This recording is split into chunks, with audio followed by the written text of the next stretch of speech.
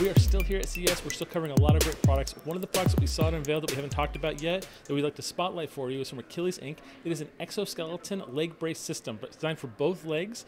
And the way it's designed is to keep people that have to stand for a long period of times, whether they work in factories, healthcare workers, or other fields.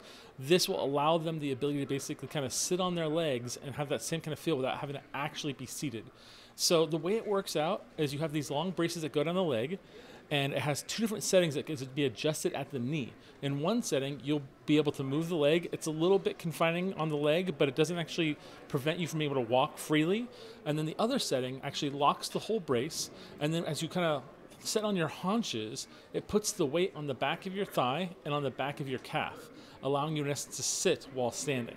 Now, while this is specifically being designed for people who work in factories and medical care, the thing that comes to mind to me personally is retail workers, because in this country, we've apparently decided that if you work in retail, you're not allowed to sit while also helping customers, even if you're working at only just a register.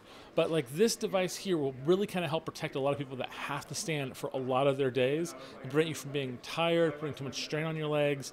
It's just a really great tech. Now, unfortunately, the price point for this item is a little bit high, primarily because, of course, they're only in like one field and the amount they're manufacturing is a little bit lower, but they're about to basically go a lot wider in their distribution, and usually when distribution goes up, prices go down. It's just kind of a facet of technology and the way the world works. So hopefully this will become a lot more reasonable priced for a lot more uses in the world. Well, we'll have a lot more coverage here at CES, so please keep an eye for our videos, and we'll see you guys next time.